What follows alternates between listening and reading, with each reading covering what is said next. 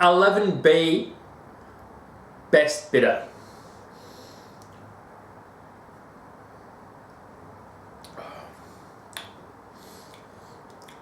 Viking Thick Dick is making some beer at the moment. I tell you what, I want to take them off because I feel like it. No, I can't. I've been wearing them too much in today. That's to make my eyes all fucked up. Now, these sessionable English beers. This is my wheelhouse. I like low ABV sessionable drinking beers. Pale ale, session ales, you know, whatever. But I like my Pilsners, my international lagers, especially when you start to go on my Czech darks, you know, my Vienna lagers, stuff like that, where you got a bit of flavour and, you know, some malt, some biscuits, some aroma. And here's where the best bitter comes in. Now, best bitter, the bitter family of English beers, best bitter fits right in the middle. Not all the way a sessional beer, but not all the way, you know, but still got some flavour and aroma. It's not watered down. It's not a nothing beer. We've got some roast, malty, you know, caramel flavours and aromas that come off of this. Now, if you're looking for hop, forget about it. This is a malty beer. Just had a sniff then. Not worty, but like almost base malt flavours, aromas. You're not like, there's no specialty malts jumping out at me here. I'm just getting clean malt character with dialed back, toasty, roasty, you know, elements. I'm going to give you some information on what a best bitter is. I'm just doing this right now because I'm, to be honest, I'm about 6 of these fucking homebrew challenge videos deep, and on my, like, the first few, I'm really good. My memory's there. I'm remembering everything about all the beers. I even said remembering bad then, like, I know I'm getting a bit drunk. I memorised everything about best bitter, and then I turn this on and I sit here and I'm like, I can't remember shit. So I'm going to give you just the overall impression as per the BJCP. A flavourful, refreshing session beer. Malt balanced, but not to override the overall bitter impression. Drinkability is critical, and Jesus, what is this a drinkable beer? It's a stronger, so you got the family of the bitters. And I actually read, so you got your ordinary bitter, lowest ABV, blah, blah, blah, blah. Best bitter, right in the middle, strong bitter at the end. I actually read that one of the breweries in England, I want to say Fuller's, but I don't know if it's true, so quote me, whatever, that they actually almost like party guile this style, so that the first runnings are the strong bitter, the second runnings are the best bitter, the third runnings are the ordinary bitter, and I think the fourth runnings are actually dark mild. So again, I'm not. Please don't quote me, but I remember reading something like that as a bit of a, you know, it's all the same malt bill anyway. Let's just do it that way. Really approachable, easy drinking beer. All the English family of beers rely on malt more than hops. You know, there's the American styles and there's the English styles. And these beers were typically more approachable or more easy going than the hoppy beers, because what hops tend to do is obliterate your mouth.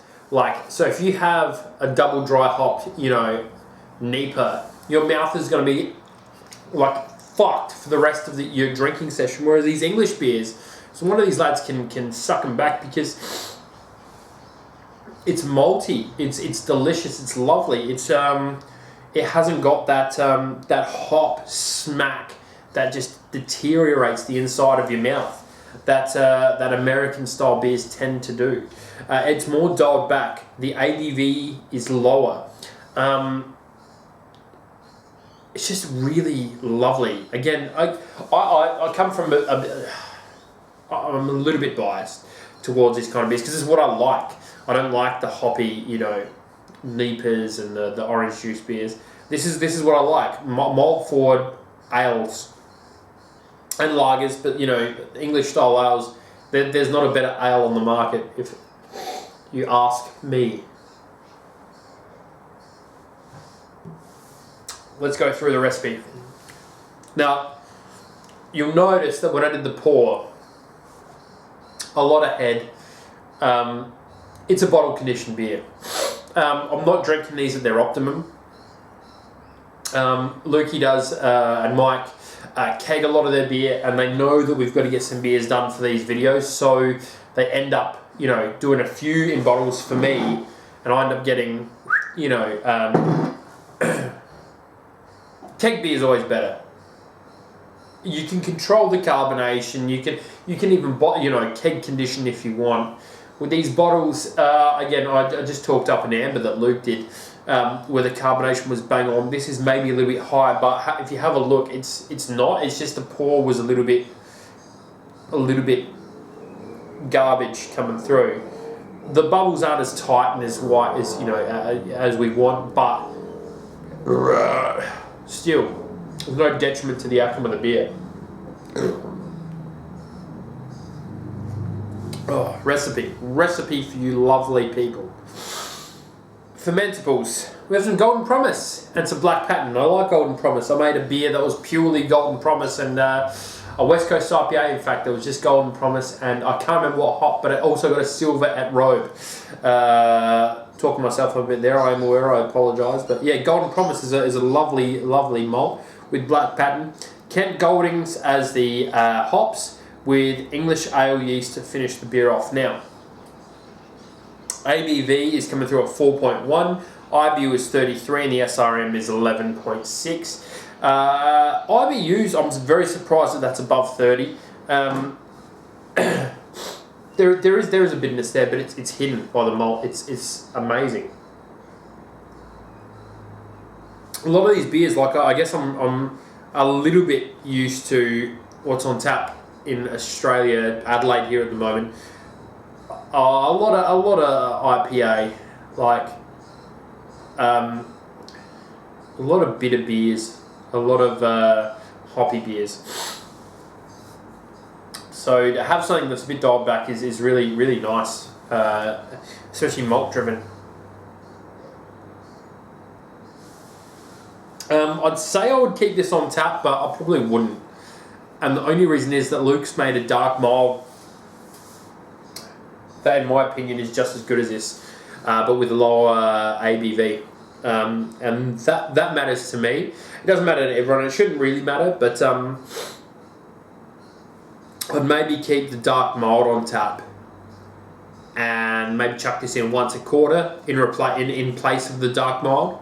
They're very similar tasting beers. They're very similar in alcohol. But we have a dark mild recipe up that is just lemon juste. So I would keep that on. Because I go by 6 taps in my house, right? So I've got a keys that has 4 and a fridge where I keep 3 kegs, but essentially there's just 2 Pluto guns that we pour from. So six beers to keep on tap. Would this be a regular? No, but a dark mild would. So I don't need this. If you wanted something a bit more alcoholic with a bit more flavour, substitute your dark mild for this, and then it could be an everyday on tap, But especially only at 4.1% or whatever it was, very easily interchange. But for me, no, it would be a seasonal. It's not a one and done. I would roster this on. This is a very approachable beer. So for those of you who aren't into craft, this could be one that might get you there. There are other beers that I would recommend before this, but what tends to happen, or what I tend to find with some of the younger people I try and get into craft beer, is that they start one of the fruity ones. They're meaning, a citrusy, hoppy ale, IPA or the like. They like their Carlton Draft or their Hans Super Dry is a big one we have here a lot, and people tend to froth over that. The West End, Dragons, but I don't think anyone actually likes that. They just drink that as a as a means to an end. I do think you could win people over to craft with this beer. Wouldn't be my first choice of a drink to give, but I think it could be for the non-crafties. So I'll stick by that and move on. What is the beer similar to? Like I said a couple of times already, dark malt. English ales. It's got a bitterness there. It's not astringent in any way. It's not for like in the front of the beer. Malt is what you get. Some roasty, toasty, caramelly, dialed back malty beer. So this beer was brewed for the Homebrew Challenge. The Homebrew Challenge is a challenge what I and 3 other guys are taking. 3 of us really. I've got 40 beers each.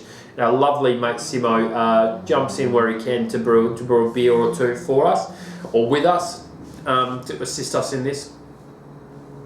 We're brewing every beer style as defined by the BJCP and trying to get a perfect example of the style. In my opinion, this is a perfect example of a best bitter. I've been drinking a lot of the English beers. Dan Murphy's actually has an amazing selection of English beer, believe it or not, and you should check them out for their English beers. Our podcast, Craft Beer Banter Reviews, has actually gone over a few of the English beers available at Dan Murphy's, and winners and losers in that bunch, I'll be honest with you, but really good introduction to what English beers are and what you can get out of those beers. Give us a like and a follow, and that if you want, or if you don't, fair enough, I understand. Have a look at our other videos as well. We put out brew day videos, like tasting videos. We got a lot of podcast stuff up and that, and I'm sorry about that. It's I get that you don't really want to see that, or our podcast audience is a podcast audience. We get a lot of listens on Spotify and iTunes, but not so much on YouTube. So I do get that, but maybe you learn something. Maybe you'll be able to teach us something by having a listen and telling us we're idiots. So we enjoy those, and we hope to hear from you. So again, have a brew of this. This is a good one. I think I say have a brew of this every time, but we'd love you to tell us what we're doing wrong and what we could improve. Keep brewing good beer. Keep doing weird shit. Keep doing normal shit. Keep learning beer styles. Just keep enjoying good craft beer and homebrew.